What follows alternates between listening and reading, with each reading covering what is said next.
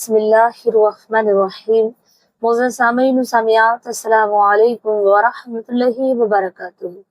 उम्मीद है कि आप सब खैर व आफियत से होंगे। अल्लाह रब्बुल इज़्ज़त से दुआ है कि वो आपको खुश रखे, आबाद रखे। प्यारे अज़ीज़ों, आइएगा आज जुमा मुबारक में 3 ऐसे काम अगर आपने किए तो आपकी तकदीर ही पलट जाएगी। दुनिया भी आपकी आबाद हो जाएगी और आखिरत भी आपकी आबाद हो जाएगी। दोनों जहान में आप कामयाब हो जाएंगे। लेकिन आइएगा वो 3 काम कौन कौन से हैं मैं आपको बताती चलूं, ताकि आप पूरी वीडियो मुकम्मल समाअत करें और इसे मिस ना करें। ये वो दिन है जुमा मुबारक का कि अगर बदनसीब भी उन घड़ियों में दुआ कर ले जिस वक्त को अल्लाह के रसूल सल्लल्लाहु अलैहि वसल्लम ने फरमाया कि इसमें अगर दुआ की जाए तो इंशाल्लाह वो दुआ रद्द नहीं होगी। तो प्यारे अज़ीज़ों, आज हम 3 जिंदगी के मसले हल करने के लिए इसमें दुआ करेंगे। पहला, जो कब्र के लिए तैयारी करनी है हमें जुमा मुबारक में। दूसरा, हमें हमारे नबी का दीदार हो जाए। तीसरा, हमें क्या करना है, जो हम पे कर्ज हो वो हमसे अदा हो जा। अगर हम परेशान हाल है, बीमारी में मुब्तला है, माल की जरूरत है, औलाद की जरूरत है, वो तमाम चीजें हमें मिल जाए। ये तीनों चीजें इंशाल्लाह बाजी करूंगी। देखिए, चाहे मर्द हो औरत हो, जुमा मुबारक आए या कुरान की किसी भी आयत का, किसी सूरा का जिक्र किया जाए, उसकी तफसीर बताया जाए, लेकिन हर इंसान का अपना तजर्बा है, अपना उस पर उसका एक्सपीरियंस है, उसका प्रैक्टिकल है, उसका मुशाहिदा है, तो इसी तरीके से वो बताता है। लेकिन प्यारे अज़ीज़ों, ये जो मैं आपको तीनों अमल बताई हूँ जुमा मुबारक में करना है, और जिसने भी किया तो वो मायूस नहीं हुआ, बल्कि अल्लाह की इज्जत की कसम उसे इतना आता हुआ कि उसके तमाम दुख दर्द दूर हो गए और इज्जतें रिफ़अतें सब उसे मिली। लेकिन 3 आपको काम करने हैं। लेकिन वो कौन से हैं अभी मैं आपको बताऊंगी। लेकिन इससे पहले हमारे नबी सल्लल्लाहु अलैहि वसल्लम ने क्या इरशाद फरमाया जुमा मुबारक के ताल्लुक से। जुमा मुबारक मोमिनों के लिए ईद का दिन बताया है, छोटी ईद।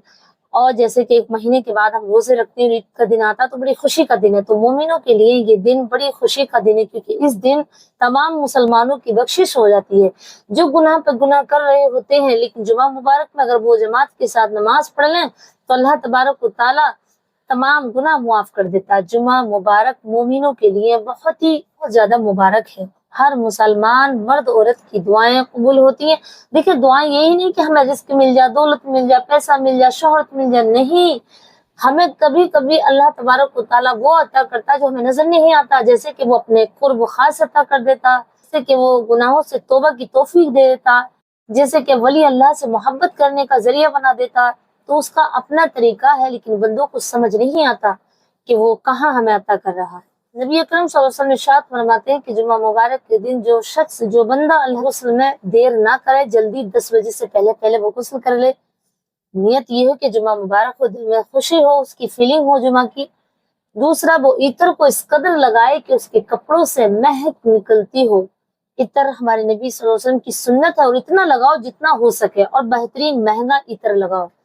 तो दूसरी सुन्नत नबी अकरम सल्लल्लाहु अलैहि वसल्लम की क्या आप फरमाते हैं कि इत्र का ज्यादा इस्तेमाल करें। दूसरा, आप सदका जरूर दें। तीसरा, लोगों को माफ कर दें, अपने दिल में ही कर दें। चाहे आप सामने से न मांगे तो कोई बात नहीं, लोगों को माफ कर दें, क्योंकि जुम्मा मुबारक के दिन अल्लाह तबारक व तआला बंदों को माफ करता।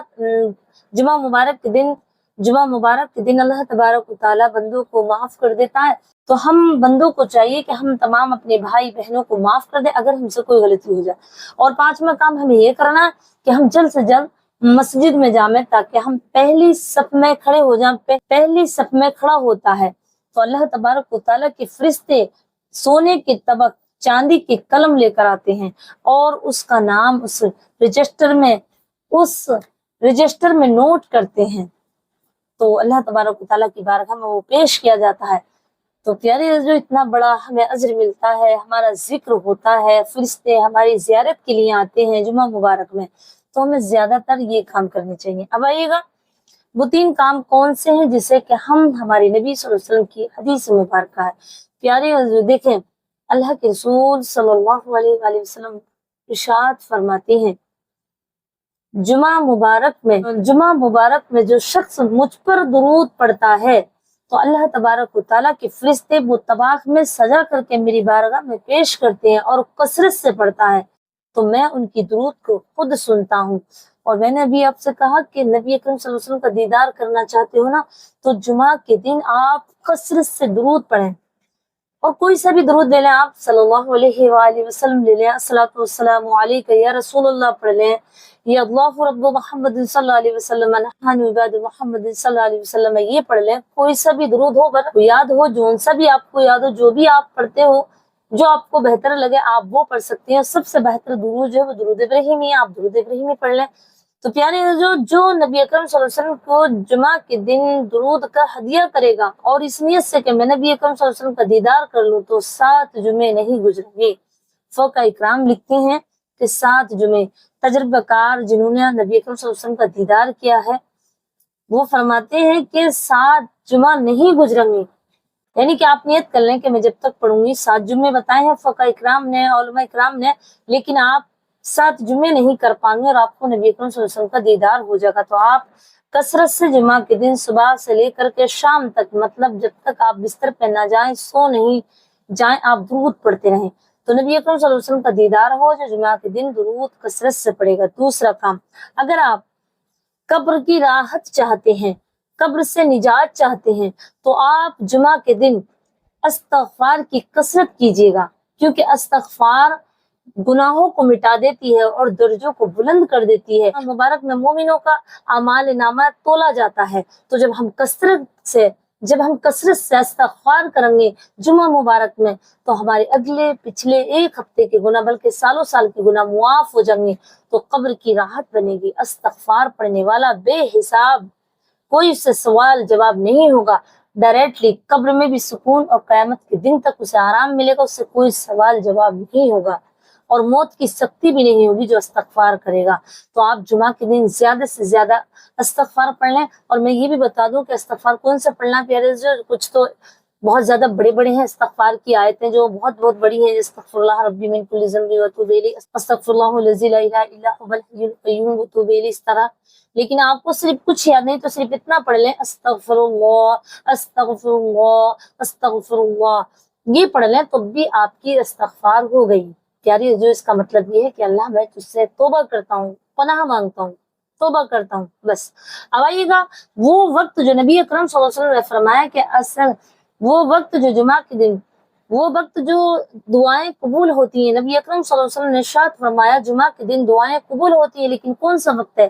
آئیے گا آقا کریم صلی اللہ علیہ وسلم فرماتے ہیں، اور اسے علماء نے واضح کیا ہے کہ جمعہ کے دن ایک ایسی گھڑی آتی ہے جس میں کہ مومنوں کی دعائیں قبول ہوتی ہیں، جو زبان سے نکلے گا وہ پورا ہوگا۔